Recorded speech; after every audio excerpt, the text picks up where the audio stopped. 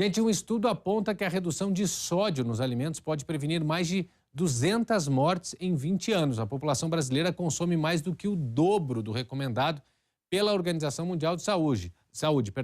Vejam na reportagem da Carolina Rabelo.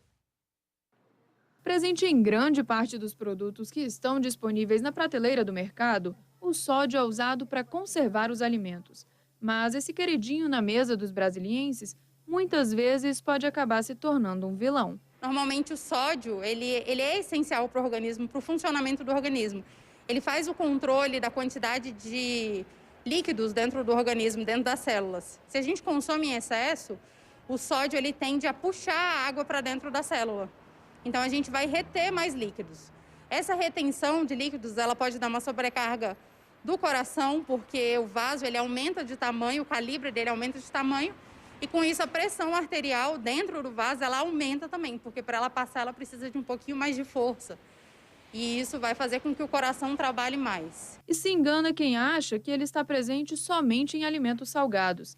Nesta comparação feita pela especialista em nutrição, conseguimos perceber a quantidade de sódio em um produto doce. A nutricionista explica que a média consumida de sódio pelos brasileiros ultrapassa o recomendado pela Organização Mundial da Saúde. Atualmente, a média da população brasileira é em torno de 12 gramas de sal, né? O ideal é 5 e atualmente nós consumimos em média 12, mais que o dobro.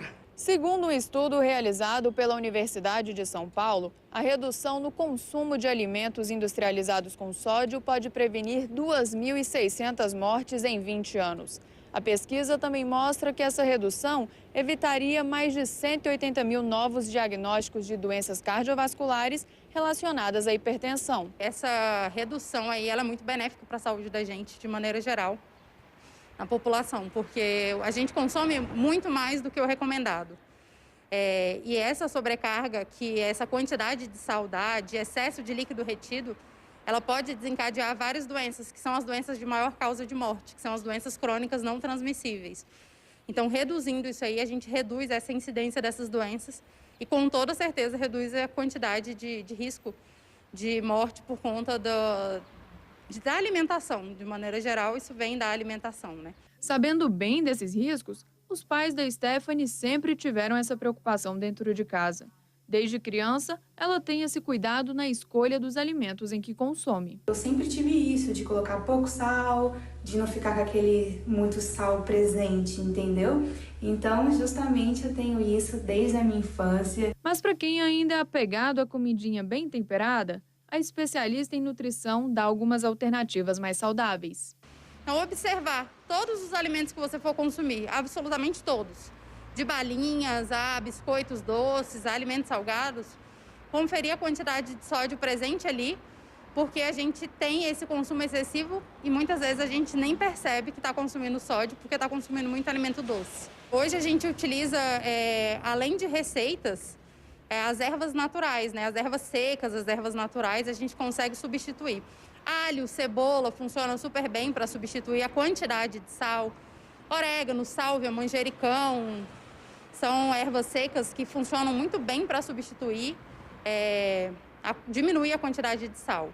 A gente também eu indico para os meus pacientes o uso do sal de ervas. Com isso, você consegue reduzir a quantidade de sódio e fazer essa transição de uma maneira mais leve, porque se a gente pegar hoje e falar, corta totalmente o sal da sua alimentação, ela vai deixar de ter graça. O sal ele serve para realçar o sabor dos alimentos, né?